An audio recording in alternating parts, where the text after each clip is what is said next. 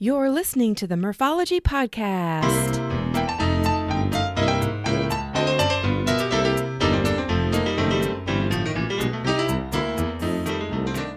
Thanks for tuning in to the Morphology Podcast. Hey, if you haven't yet, please subscribe to this podcast and give it a thumbs up if it's deserving. It helps me a lot. Anyway, aka Murph here to share interviews about biking experiences from cyclists who have pedaled to places all over. Each week, we will get to know new people and explore new destinations to ride your bike. As you listen to these adventures, you may wonder, why haven't I done that yet? This week, meet Bonnie Gagnon. To quote Bonnie, she said, "There's something magical about riding a bike that helps us forget our misery." So true. Bonnie is a Lemierre syndrome survivor who has mastered how to suffer properly in epic bike events like Leadville 100 and Tour Divide, which she called an amazingly grueling, fantastic time. She's also into adventure racing and is on a team hoping to do Eco Challenge, which is affectionately called the world's toughest race. Today, Bonnie shares some adventure stories along with some great wisdom. Enjoy! Well, on the show today, we have Bonnie Gagnon. How are you, Bonnie? I'm doing well. Thank you so much, and thanks for having me. Yeah, I'm glad to have you on the podcast. And I have been following you on Instagram for a long time. And of course, I don't recall how our paths crossed that I decided to follow you on Instagram. But I just love, well, of course, your photos, because you've been to amazing, cool places. You've done amazing events. There's typically a bicycle involved. But also, you have such great positive energy. It's always fun to see your posts. Thank you so much for that. I really appreciate your kind words. You know, I feel like every opportunity that we have to share our personal story, whether it's, social media or in person, it's an opportunity to really encourage someone. And that's what I try to keep in mind when I'm posting. Yeah, well, it's working because you definitely have got me thinking about doing some epic bike rides when it's appropriate to do so. That's for sure. But, and for sure, after seeing some of the, like the Tour Divide, which you've done, I wanted to get you on the podcast. So I'm so glad that you're here. Thanks for having me. I was really looking forward to this, and I'm glad we could sneak it in today. Yeah, exactly. Well, maybe start out by telling the listeners where you live now and like what the cycling culture is like. Well, I currently live in Boulder, Colorado, and as you can probably imagine, the cycling community here is absolutely off the chart. Mm-hmm. Whether you're a road cyclist, a mountain biker, the fat biking isn't as strong of a community as it might be in, like, say, Michigan or Minnesota, but it's definitely gathering speed and momentum here. And there's just so many fun things to do and places to go to ride your bike, whether it's single track or climbing a mountain or doing some fantastic race. Really, really happy to live here. And I would guess in Boulder, you can bike almost year round. Yes, definitely. And it does take a little bit of cold weather gear on occasion, but I think the coldest it's been this year is only like 20 degrees, so not that bad, especially compared to like Minnesota where it can get down to negative 30. Yeah. I'm in Iowa, and so it's fat bike season right now, and it is true. If you have the right gear, you can definitely be out and about and enjoying your bike ride, but when it gets below zero, the fun factor kind of goes down. Yeah, definitely have to have the right gear for the sub-zero. Yeah. Well, I want to talk about some of the races and rides that you've participated in, but I came across a post that I wanted to find out a little bit more about, that you are a Lemierre syndrome survivor, and I'm just sure that this journey, you are a survivor. The journey was probably life-changing in some way. Absolutely. In 2009, when I started showing symptoms, and I had never heard of Lemierre's disease. And in fact, my infectious disease team that helped save my life, they had not seen a case in Minnesota in over 200 years, from my understanding. And what happened was essentially a bacteria called Fusobacterium necrophorum gets into your lungs. And that bacteria is non-communicable, so you have to get it from like an object. So I had breathed in this bacteria unbeknownst to me. And slowly over time, it creates like an embolism in your lungs that explodes. And then the disease spreads throughout your whole body. Well, I had gone to the hospital a number of times, just saying, hey, something's wrong. I don't feel good. I'm coughing up blood and so on. But I was misdiagnosed for actually several months. And usually somebody who encounters that level of degree of bacterial infection passes away. Oh, wow. But thank God they finally got me into the hospital, and I was put into the ICU. I was going into toxic shock, and I was having all sorts of problems. The bacteria had actually gotten into my lower back, which I don't know of any other case that's happened to. And where it was outside of the blood vessels. So no antibiotic could actually touch it and kill it.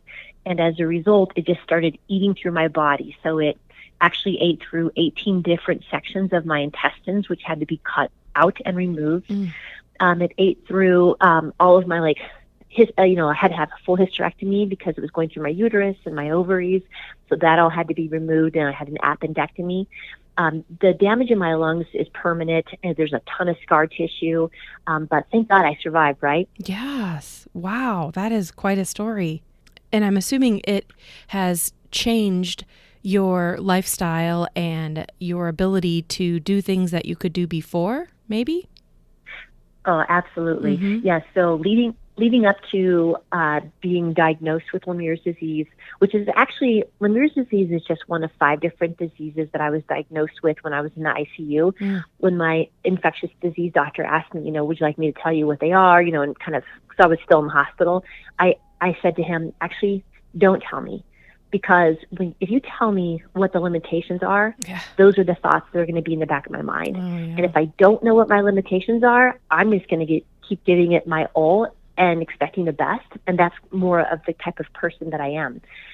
So before I was diagnosed, I actually had just finished Ironman Wisconsin. And I was, really loving the road riding. I had never really mountain biked before, pretty much ever. And I just loved running so much and biking. And swimming was okay. I'm a little bit afraid of swimming in deep waters, so that was a little tricky to navigate, but it did make me a really fast swimmer because I wanted to get out of the water as fast as I could. Yeah. But how it changed me was, pre-Lemierre's, I was always shooting for that podium, and quite often, just in short distances, I was making it, onto the podium. I'm just really excited, about the future because I was brand new to triathlon, really brand new to any sort of distance racing whatsoever. I hadn't done anything like that in my life. Well, as you can imagine, after the bacteria affected my lungs so severely, and it actually caused me to have severe exercise-induced asthma. Now, my efforts, especially in light of having a full hysterectomy, etc., my efforts don't pay off to the degree that they used to. And that took a little bit of adjusting to, right? Because my expectation was I would be just as strong and just as fast. But over time, I could see, okay, that's not happening, and that's not going to happen. I don't take any hormone replacement therapy, so I don't have the testosterone level that even an average female does. I actually have a lot less. So, but that was a personal choice just because I tried to stay as far away from, introducing any sort of drugs into my body that I can. So now it's more of a focus on, what are the bigger picture rewards. When I go out and do a race, I'm enjoying what I'm doing because I can do it. I'm enjoying the people around me and appreciating much more all the effort that they're putting into it. And, it's just so much different, and it's so much better because it's a deeper reward, right? Rather than just being like, yeah, I made it to the podium. That's so awesome. I'm more like, wow, I got to do this. And I did do this, and look at all the other people and what they're doing, So it's more of an outward focus now than it is an inward focus towards other people, if that makes any sense. Yeah, and what a testament to your mental strength to go from, I'm going to win this race to I'm going to enjoy it and be happy that I have the chance to participate. Yeah, absolutely. Yeah, and being a lot slower when I'm racing, I do get to, I get a lot more of my money's worth because I'm out there a lot longer. So can't forget that. Well, you mentioned Ironman Wisconsin, and I mentioned Tour Divide at the beginning of this podcast, but can you tell us about maybe a few races or rides that you've participated in? Oh, sure, yeah. So since Lemierre's, the first thing I did was when I got out of the ICU, the doctor told me, whatever it is you want to do, go and do that because we don't know if you're going to live. They really didn't expect me to live because my case was so severe. So I found out shortly, after I had thousands of stitches in my abdomen, but when I was finally able to say run, I found out I couldn't really run anymore. The damage was just so severe, and my feet were having problems. I was just having all sorts of medical issues. So, long story short, I just one day I just tried to go mountain biking, I should say. I don't know if you could call it mountain biking. I was riding this $75 Target bike that I didn't even clean the chain. This thing had been in the rafters, and I took this ridiculous bike out onto a mountain biking trail, and I was like, oh my gosh, this is like the hardest thing in the world. Like I never want to do this again. I was so miserable and so embarrassed because, there was all these guys and gals that were super fast and fluid, and I was just like clunky and clumsy and slow, and I was just constantly hearing rider back. So what I did was, that night I thought, you know what? That is so hard and it feels so out of my reach and impossible for me that I'm going to go back tomorrow. I'm going to go back by myself with the same bike and nobody else, with me. And I'm just going to slow down and discover what it is that mountain biking really is. So the next day I went back with that same Target clunky bike. I tried to go over this log. I actually got stuck on top like a teeter-totter, just horrible. Crashed a number of times. But, it was the beauty of that ride, the nature that I was immersed in, the sounds I could hear. I saw a deer. I could hear the birds. I actually heard a woodpecker. I saw like a little lily pond. And I was just like, wow, this is where I want to be, and I kept going back and, it didn't come naturally, mountain biking at all. I went for months and I was just as horrible like a year later as I was, that first week of trying. But I decided, even if I'm not good at this compared to other people, or what we consider good, I love it so much. I'm just going to keep doing it because it's what makes me happy. Yeah. Yeah. And I can identify, I just started mountain biking in 2019. So I am very familiar with those feelings of everyone wanting to pass you and, trying, do I go over the log or do I walk around it or can I? And just trying and trying and trying again. And I don't know that I've gotten any better as well, but like you said, it's so fun and being out in nature and not worrying about vehicles passing you. It's definitely life-changing. Absolutely. And it is tough at first, when you've been a fast racer, and you've been on the podium because you put that expectation on yourself. And you're really just judging yourself. I should be faster. I should be stronger. And you're almost embarrassed. And nobody even knows that when they're passing you. They don't know, and so you have to just really let that go. And that doesn't happen, for me at least, it didn't happen in one ride. It happened over a few years. It took me just to be like, okay with being not good. You're out there doing your best. And some people might say, oh, she's really good. She's done this race or that race. But, it really comes down to you accepting yourself. So what I did was I went on, my first mountain bike race was actually the Lutsen 99er. What? So I've never that was raced your first one? That's amazing. That is like one of the right? toughest. Right. Yeah. So I, always keeping in mind what the surgeon had told me, with the infectious disease doctor, go and do whatever it is you want to do. So I thought, what? I want to do an epic mountain bike race. Yeah. So I started Googling and the Lutsen 99er came up and it was the closest one to me. And so I also threw my name in the hat for the Leadville 100. Oh my goodness. yes, my first mountain bike race was Luton 99, and I did actually finish it. And then the next month I went to Leadville and I raced the Leadville 100.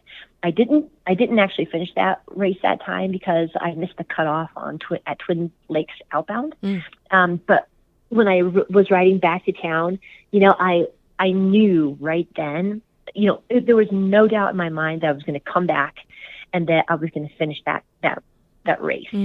So every year, well, I think I skipped the next year, but a few years after that, I kept coming back until I finally finished it. Wow, those are like epic races, both of them. Congratulations. Thank you. Sometimes going into something not knowing that is a good thing. Yes, definitely.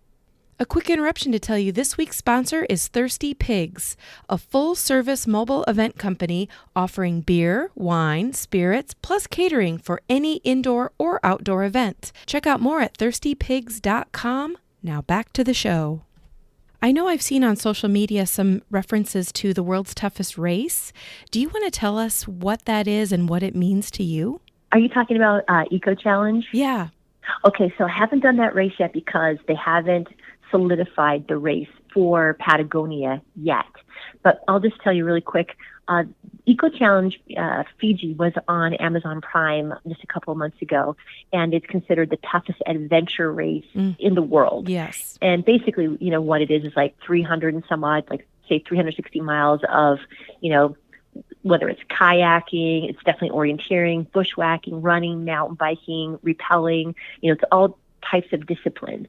Well, in Patagonia, it includes horseback riding, and obviously kayaking through ice waters and things like that. And when a long time ago, actually that's one of the races I did too. When I got out of the ICU, I did an adventure race, a 24-hour adventure race called End Racing. And I had the time of my life. I came in dead last, me and my race partner, but I was like hooked. I'm like, this is one of the funnest, things I've ever done. And I knew that I wanted to do it again, do it more in the future. And actually at that time, Eco Challenge was a thing. And so I tried to sign up. I got invited to race with a team from a different country, but it ended up where I couldn't do the race. And then long story short, Eco Challenge kind of disappeared from the AR scene. Well, recently when Eco Challenge Fiji came back, and was on Amazon Prime, I was so enamored with it. I watched the entire series 3 times in a row, just over and over. Because I knew, I felt that spark, oh my gosh, this is what I want to do, without a doubt. So I started putting feelers out there for a team, hey, this is my background, I'm pretty slow, I was just really honest and put that out there. And I ended up getting picked up by a really cool team. Most of the team members are here in Colorado. One of our team members is in New York. But 3 of our 5 have a very long history and successful track record of finishing adventure races. So I was really honored to be chosen to be on the team. So now we're just waiting to see, since Prime actually dropped the Eco Challenge for Patagonia, and now we're just waiting to see, okay, is there another network that's going to pick it up, and then wait to see if our team gets chosen. Wow, that's awesome. And I didn't watch it 3 times, but I did the same thing where I watched it from beginning to end, I marathon watched it. I'm part of a training crew that Travis Macy is on, and he's the one that first, somebody was bragging oh, Travis, I watched, the Eco Challenge Fiji. And so I'm like, oh, I got to check this out. And it was I couldn't stop watching, but no desire to do it because it just looks so difficult. So hats off to you for thinking that it's something you can do. And now you're at the point where you have a team and everything. Yeah, definitely. I was actually just talking to Travis Macy just the other day about some coaching ideas that he and I might work together on as far as him potentially coaching me next year. So I'm really excited about that. He seems like a super nice guy in person. Oh, that's great. Yeah. So if you think about, you determining a goal for yourself, a cycling goal, whether it's a race or a ride or just some sort of activity, what helps you stay focused? That's actually something that I've never struggled with. Mm. I don't know if it's like an innate nature or what, but I've never had a problem staying focused. I'm always very excited about whatever race that I've chosen, whether it's, in 2 weeks or it's in 2 years. And I just get drawn into that. And it's so much about gratitude. Like, I'm so excited and thankful for the opportunity, even to train for something that's epic, like say the Tour Divide or Eco Challenge. Mm-hmm. But that's all I need. You just give me a bike, tell me, okay, if it's in this many days or this many months, I'm out there. So, can we talk about Tour Divide? Absolutely. It's one of my favorite subjects. Yeah. Can you tell us a little bit about, well, actually, why don't you start out by telling listeners what it is, and then maybe give us some highlights of what your race was like? Sure. So the Tour Divide is a 2,745-mile off-road bike packing race. And we start in Banff, Canada, and we go onto the Spray Lakes Trail and through the national forests. And when we enter the U.S., we're basically going up and over the Rocky Mountains 32 times. And the finish line is in Antelope Wells, New Mexico, right at the Mexico border. And I have seen so many photographs of people doing this. I can't recall if I've seen yours, but like to see that photo of people in front of the big gate at the Mexico border is just like, I can feel how they're feeling. Yeah, they're starving and they're in pain.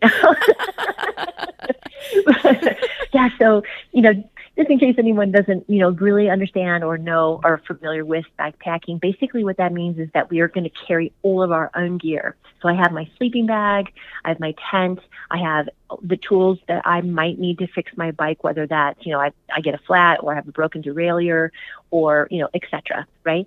And then I also have any clothing that I might want, which for me, I'm wearing everything that I'm going to finish, start and finish that race in, with the exception, I also have like a puffy jacket, a rain jacket, so I'm not going to necessarily wear those in New Mexico where it's like 112. But this race is self-supported, so no one can help you. You can't like have your friends meet you at, XYZ and like give you food or give you a pep talk. It's just totally like it's basically an individual time trial for everyone, even those who start together at what's, referred to as the Grand Depart in Banff on the second Friday of June each year. But yeah, self-supported, up and over the Rocky Mountains 32 times, off-road primarily, and just race as fast as you can. It's one stage. Wow. And so you start in Canada and go all the way down to the bottom of the United States at the Mexico border. What's the average time it takes to do that? Well, it depends on how fast you are. Right. Mike Hall, he unfortunately passed away, but he holds the current record, and he's like 13 days in some change. So it's just amazing what he was able to accomplish. Yeah. People like me, I'm more mid-backpack. In 2016, I did finish the Tour Divide. I wasn't the Red Lanterns. I wasn't quite last, but I was close, I almost hoped I was, just like I kind of consider myself a course sweeper, the last person who's just kind of like making sure everybody's okay. But yeah, I finished it, and I think it was like, I'm not 100% sure, to be honest, but I think it was 35 days or 34 days and some change. In 2017, I came back to race it again, hoping, to cut a little bit of time off of my race finish, because I'd learned a lot, right? I had learned, I'd learned better how to suffer properly. So unfortunately, when I was in Canada, I was pushing my bike up this one pretty gnarly section called, we refer to it as Coco Claims. And basically what it is like a riverbed. And it just kind of goes straight up into the sky. And you're just pushing your bike over like these baby, doll heads as they're referred to. There's these rocks that are just huge, and in 17, it was just like a waterfall coming down. So you're just constantly wet, it just took hours to get over this 5-mile climb. Well, I ended up fracturing my hand and not really knowing that. And then I had some massive brake issues. So, by the time I got to Butte, Montana, I went to a specialist while still racing and said, hey, my hand is killing me. Can you inject it and just numb it up? And he was like, your hand is fractured. Oh, no. I'm not going to just inject it, and you would have to keep doing that throughout the race. He's like, really, you need to go home and take care of this. So I reluctantly withdrew from the race. I went home, and I was all the more excited to come back. Well, I raced it in 2019, and I did finish it in 27 days. So I was able to cut an entire week off my finish. Mm-hmm. And, I just had like a amazingly grueling, fantastic time. That's probably the best way to describe it. It's never like, oh yeah, it was so much fun. It's so great. You just ride your bike. No, you're suffering out there. I don't care how strong or how fast you are suffering, so you have to really make friends with suffering, as they say, and learn to embrace that suffering and mentally become okay with it. And one of my most effective techniques that I use to be okay with pain is that when I'm suffering, I literally picture like a box in my mind. And I honestly picture myself putting the pain into that box, closing the lid. And this box is in just a vast open room. And so I slowly watch that box disappear. I just push it slowly to the peripheral until it's no longer my focus, and then it's gone. And now I'm not focusing on that anymore. And I don't know if that sounds strange, but that's the technique that I use.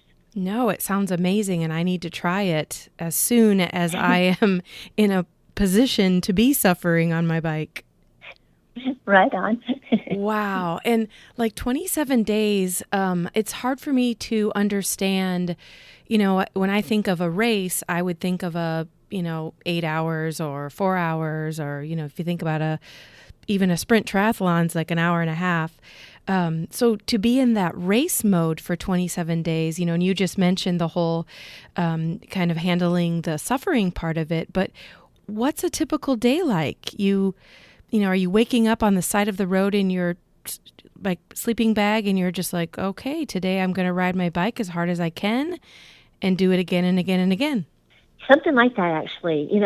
A typical day would be, you wake up. For me, I wake up at 4:20, and I don't even need to set an alarm clock. For some reason, when I do the Tour Divide, I always wake up at 4:20, which is really a blessing, right? Because then I'm not like trying to hit snooze or anything like that. Yeah. So, yes, I wake up, and then what I do is I immediately sit up and I start to eat because, now I've got calories and a little bit of energy going.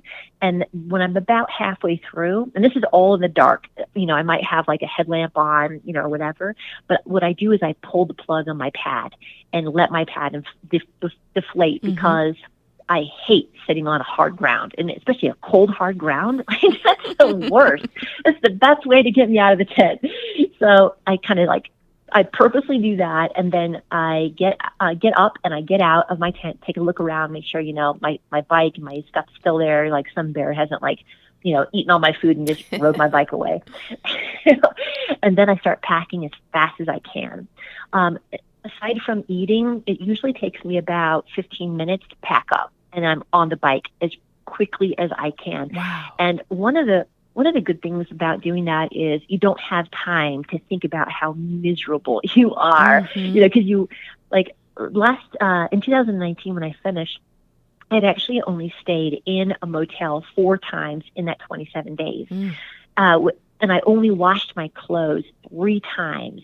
So when I wake up and put on my stinky, cold, often damp clothes, right? And you're like, it's so disgusting, to be quite honest. This is gross. So I'm like, okay, so I get on the bike, and then I try to forget about all that. Forget about, how rickety I feel, how sore I am, how starving I am. I'm constantly stuffing my face, how, just all of that stuff. And it goes away. There's something magical about riding a bike that helps us forget our miseries, right? And even on the Tour Divide, for me, that's true every single day. A quick interruption to tell you this week's podcast is sponsored by Lizard Lips Lip Balm. These great lip balms contain natural ingredients, come in a variety of flavors, and you can choose certified organic or balms with sun protection. Check it out at lizardlips.net. Now back to the show. People often quit the Tour Divide, right? The attrition rate is really high. So less people finish, like say 40% finish out of the 100% that start the race. But, for me, I just never think about quitting. It's never, I never struggle with it out there. It never comes to my mind like, oh, I just want to quit. I've never felt that way, which I really appreciate and feel blessed to have that mental fortitude.